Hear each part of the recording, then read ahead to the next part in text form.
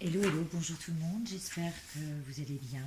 Merci d'être sur la chaîne pour suivre cette petite histoire que nous avons commencé ensemble en découvrant les arcanes majeurs et mineurs qui viendront ensuite en ce que je comprends et j'intègre peu à peu.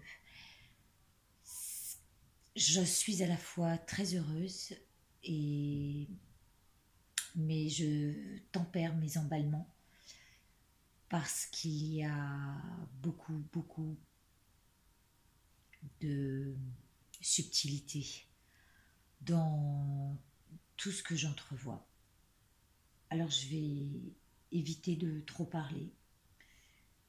Je vais juste m'en tenir au texte que j'ai écrit et vous sortirez la carte qui correspond puisque j'ai plusieurs tarots sous mes yeux ici que j'utilise pour faire mes interprétations. Et voilà, on va suivre ensemble l'histoire en espérant que je sois au plus clair pour vous et moi-même en même temps. C'est la carte du Verseau, celui qui verse de l'eau. N'est-ce pas? On le voit ici. Alors, le voilà. Il a deux vases, deux ailes. Et il abreuve l'épanouissement terrestre. On voit chaque petite pousse, n'est-ce pas, de la terre. On voit, ah c'est ça que je voulais voir, le symbole de la jonquille. Eh bien je vous invite à aller voir parce que j'ai vu pas mal de jonquilles ou d'iris, auquel cas je ne sais pas ce que la symbolique en ressort de cette fleur, mais je serais très curieuse de le savoir. Donc errer dans le temps, en cette ère du Verseau,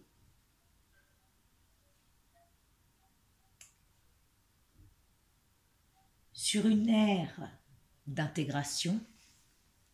Ici, vous avez la carte de l'intégration.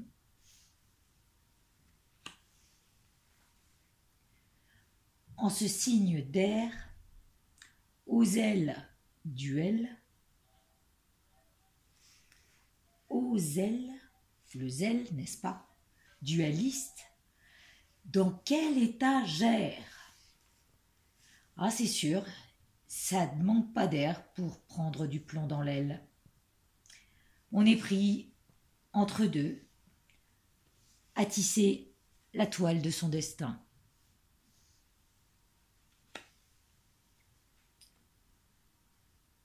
Alors, c'est là où je suis, où je vais et viens, entre les deux fils de cette lame, à double formule. Tout est doublé dans cette carte. Le vase, les ailes, bon, les chaussures, les deux pouces.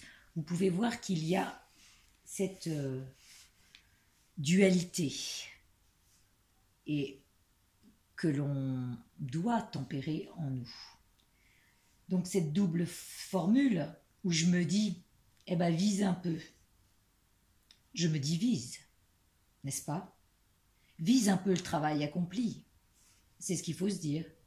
Et plutôt que diviser, autant opérer avec ce qui se crée en secret, à partir de la douceur et de ce sur quoi on porte attention. Regardez, elle est fluide et elle laisse tomber sûrement quelques gouttes qui font que la nature se crée d'elle-même.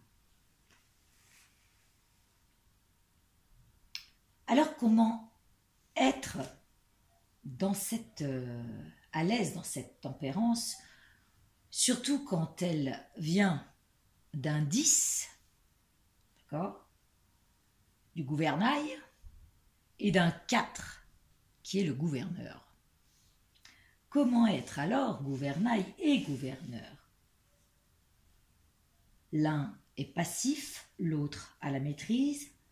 L'un est objet, l'autre est le sujet, l'un est nom, l'autre est forme. Raison et intuition sont du même bord, plaisir et sagesse d'un même corps, matière et esprit d'une même vibration. La double adaptation, ou la méthode, la carte en quelque sorte, et le navire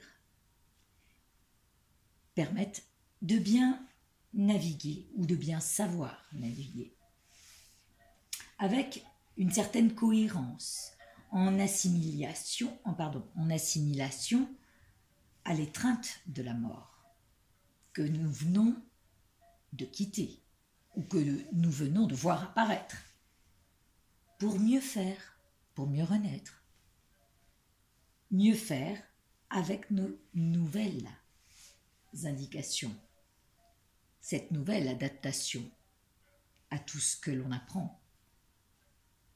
Lorsqu'on tolère les deux parties de nous-mêmes à cohabiter dans un même esprit, on accepte de passer alors dans ces états émotionnels, l'eau des plaisirs rafraîchissants et des larmes par exemple, pour incarner nos ailes de chair.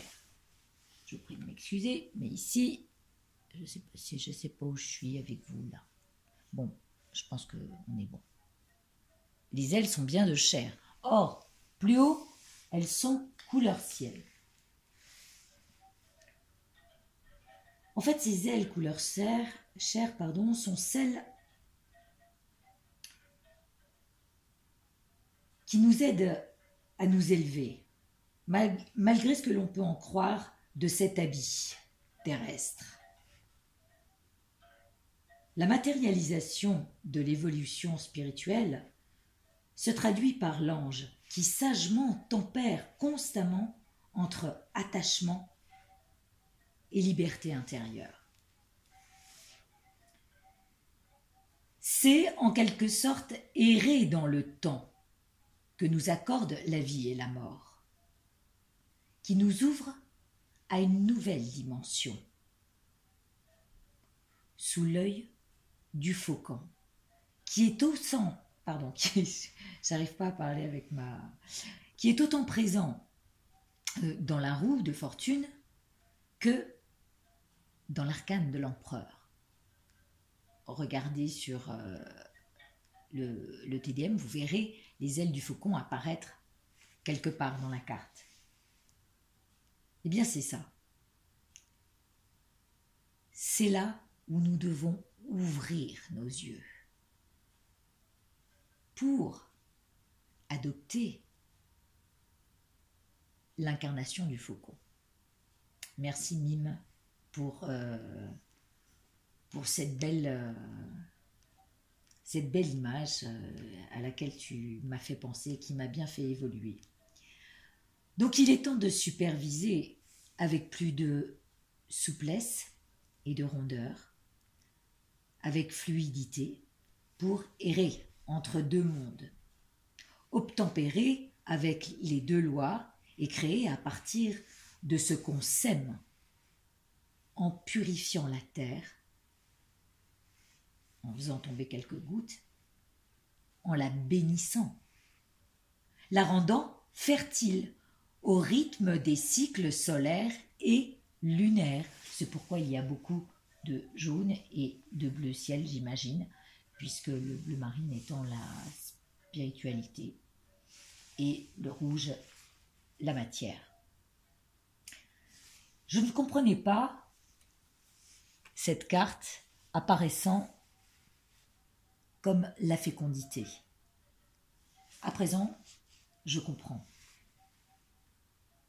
C'est parce que, en laissant tomber quelques gouttes, sans nous en rendre compte, nous créons un karma qui est fécond. Et c'est ainsi que l'on crée en secret, sans s'en rendre compte, par la magie des cycles solaires et lunaires, de petites morts et de vie. À partir du moment où on fait circuler les émotions les fluides, en les unissant ou en les laissant couler, quand on dit laisse couler, quelle qu'en soit la manière ou le processus, pourvu que cela mène au lâcher-prise. Parce que derrière, il y a la vie qui s'éveille, qui circule, rendant le paysage joyeux tout autant que l'arcane. Et l'alchimie est ici présente pour montrer que l'on transforme le plomb qui nous a tués dans la mort, puisqu'on doit prendre du plomb dans l'aile. Donc on transforme à partir de ce plomb qui nous a tués en or la vie de se remettre sur pattes.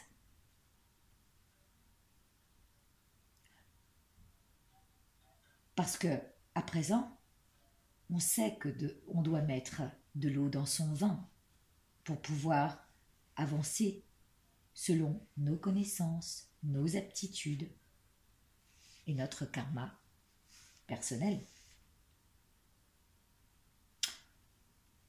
Alors du coup, on communique avec la nature, on communique avec les éléments et le monde phénoménal.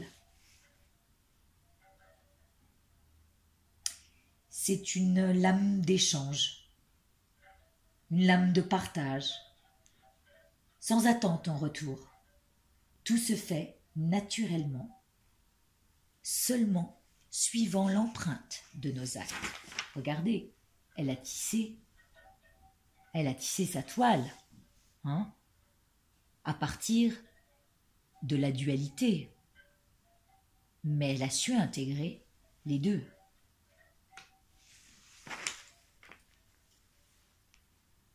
Il y a de la modération à avoir en toute chose.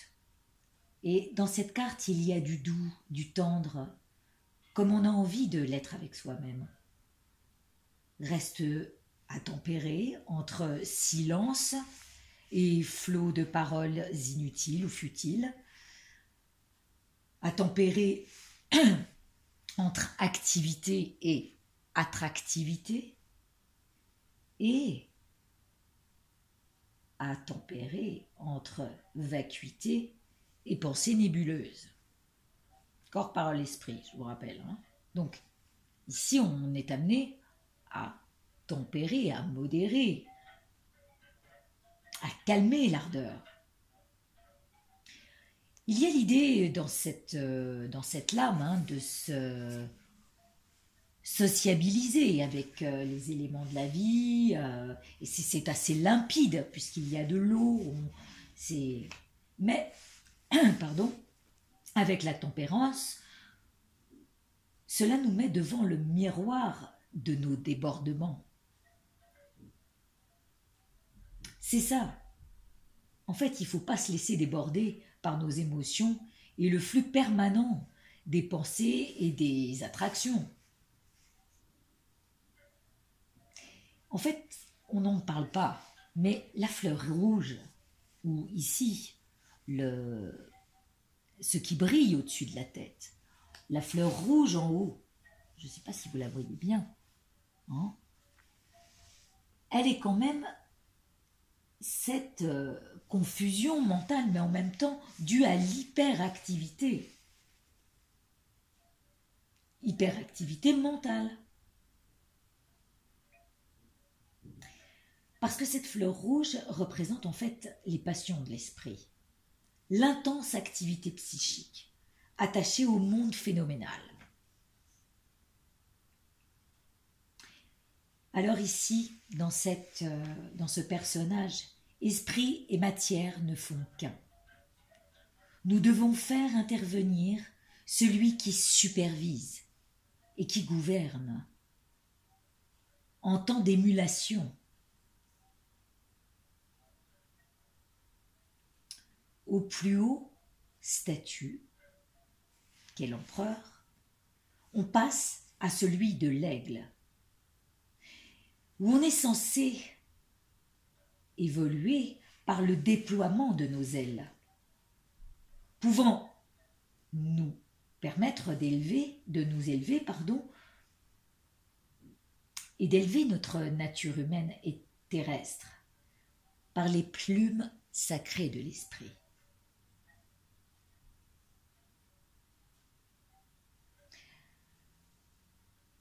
Quand on voit l'eau, elle nous fait penser à la purification. Et qui dit purification parle de guérison. Alors, bénie soit cette présente souplesse, tout en rondeur, fluide à la conscience, où l'on extrait la rigidité de l'empereur pour en tirer des leçons tout en douceur, et adapter ce que l'on intègre à notre plan de création. Même si on fait allusion à l'apparition de la cognition dualiste en chaque chose, le fait d'en saisir les phénomènes nous plonge dans ce qui nous apparaît clair. Clair comme de l'eau de roche, à partir du moment où l'on prend de la distance.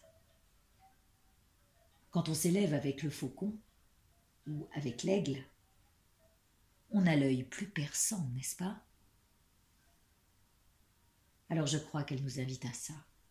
Cette lame nous invite à passer au-dessus de nos instincts, au-dessus de l'avidité, au-dessus du feu de la passion. Dans la roue, vous savez, nous avions les attachements, et les attachements viennent des 3 premiers mondes inférieurs, qui sont le monde des enfers, la passion,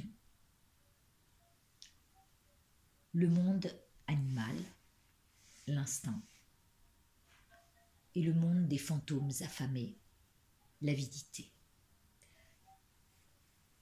Nous devons, avec les ailes de chair, comprendre que nous sommes dans cet état où l'on intègre à la fois la matière et la spiritualité. Alors je suis tombée sur une phrase qui va en fait conclure la fin de la vidéo. Cette lame nous enseigne en fait la maîtrise passive, parce qu'elle invite à se méfier de l'éveil des pouvoirs, car malgré soi, ceux-ci peuvent nous emprisonner à nouveau dans un cycle de dépendance et d'illusion.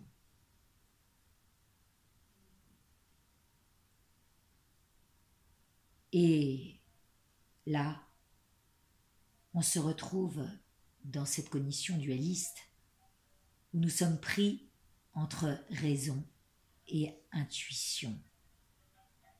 Voilà où je me trouve, à la fois gaie parce que je suis heureuse d'apprendre que j'ai cette conscience en moi, mais tellement, je crois que j'ai pas le mot, triste, les larmes, la fluidité, tout ce qui me rend attachée à ce monde phénoménal. Si celles-ci cohabitent, elles sont de l'ordre de notre propre cohérence, et c'est à double sens, à double anse. Un panier tressé de conscience et de matière qui erre entre 2 mondes, qui erre entre raison et intuition,